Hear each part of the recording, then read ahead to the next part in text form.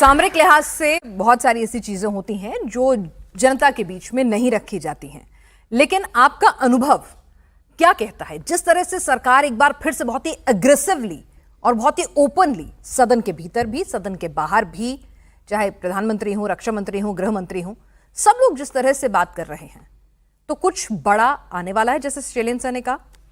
देखो, एक बात तो मान के चलना पड़ेगा कि ये ऑपरेशन जो सिंदूर था वो खत्म नहीं हुआ, उस पर पॉज लगा हुआ है। ये सच्चाई है कि आप कहेंगे कि इससे एक फर्क क्या पड़ता है।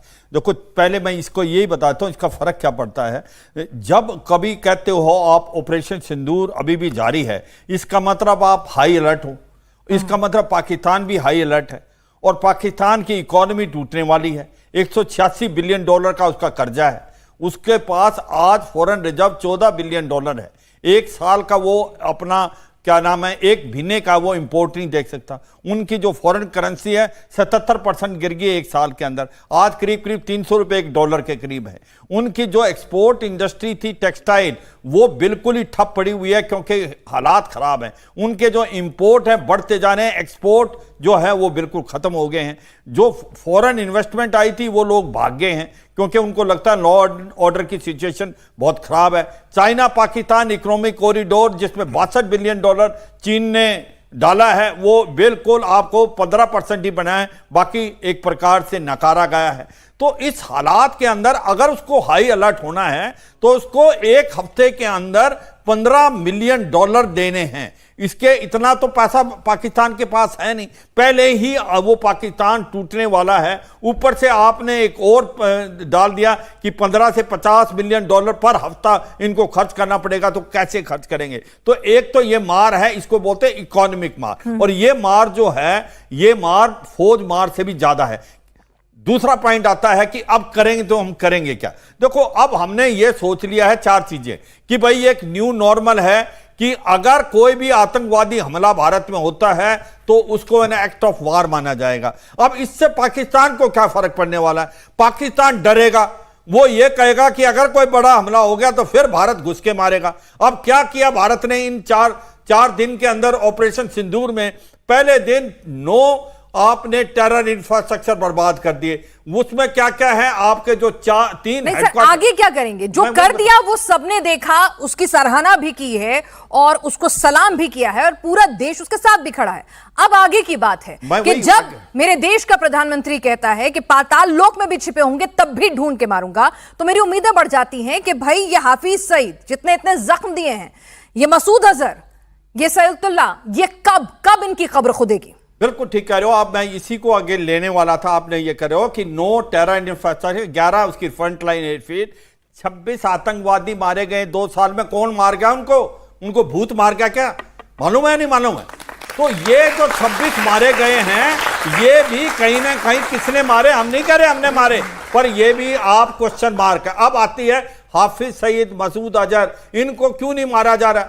ये सच्चाई ये है कि इसको तो पाकिस्तान खुद मार देगा क्योंकि उनके लिए लायबिलिटी बन रही है। वो उनको छुपाते चाह तो रहे हैं मगर उनका समय दूर नहीं जब इनको भी मारा जाएगा।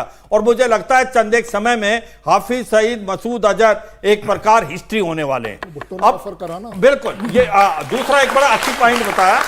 देखो सच्चाई क्या है, आप पाकिस्तान की हालात देखें। आप बात कर रहे हो हाफिज सईद, मसूद अजहर, वो उनकी कोई वैल्यू नहीं आज की तारीख में। वो लायबिलिटी है पाकिस्तान के, वो नहीं कर सकते कुछ भी, वो तो छुप रहे हैं। बिल्ली की जो होता है ना एक बच्चुआ, वो घुस रहा है। अब हालात आप देखें हमने किया क्या है, क्या होगा पाकिस्तान में? जो खैबर पख्तूनख्वा में टीटीपी, उसके बाद बलूचिस्तान में बीएलए और बीएलएफ, उसके बाद सिंध के अंदर प्रॉब्लम है, इसके बाद आप देखो पंजाब के अंदर पानी की प्रॉब्लम हो गई है क्योंकि हमने सिंध रिवर जो ये इंडस वाटर ट्रीटी है इसको हेल्ड इन अबेंस कर दिया पानी जान।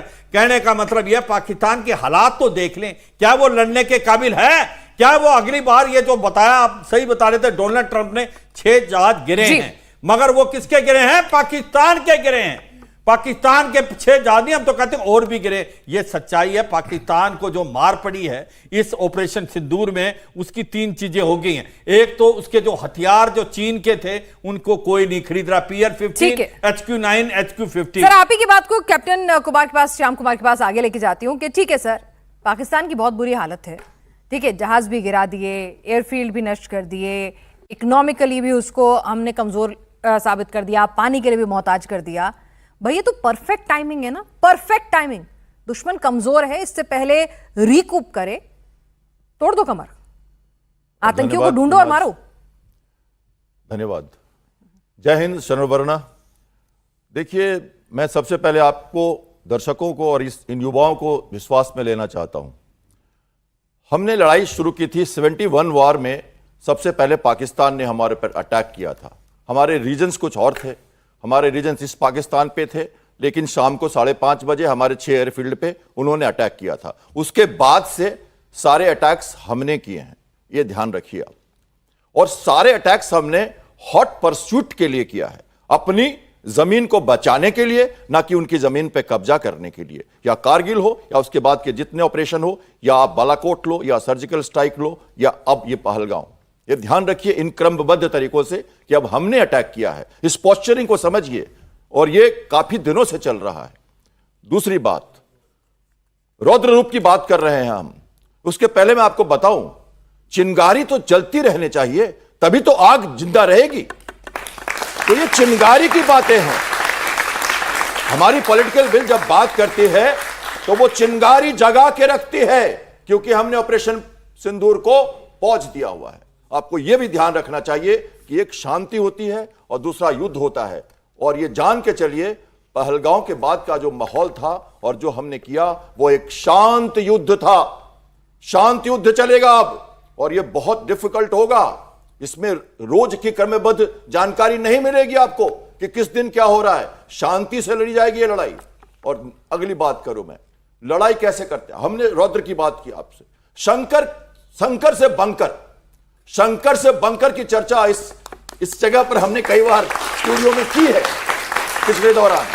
और वही शंकर से बंकर, जब वो आजमपुर गए थे हमारे प्रधानमंत्री, तो जो कैप लगाया था वहां भी त्रिशूल, वहां भी वेस्टर्न एयर कमांड का वो ध्वज लहरा रहे थे, वो मनोबल दे रहे थे अपने सैनिकों को। वो है शंकर का रौद्र रूप, जहां से आप आज हमारी पॉलिटिकल बिल बोल रही है।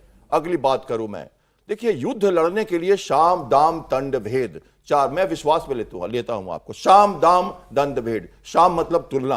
भारत और पाकिस्तान की तुलना सब जानते हैं, इसीलिए कभी भी पाकिस्तान ने 71 के वार से हमारे ऊपर अटैक नहीं किया है। उसे कन्वेंशनली लगता है कि वो नहीं लड़ पाएगा। हम कर रहे हैं, और हम अटैक नहीं कर रहे। पहले तो अटैक करते थे, अब हम पनिशमेंट दे रहे हैं।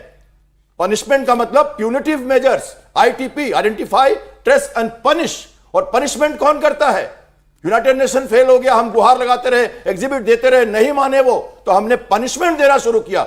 मैडम ने अभी बात की, पिनाज जी ने इटावा बात की, और इजराइल की भी बात हम कर लें, वो तरीके से अब हम पनिशमेंट दे रहे हैं। ये ध्यान रहे हमको। तो ये है शाम दाम इकोनॉमी। युद्ध रुका क्यों? युद्ध रुका क्यों?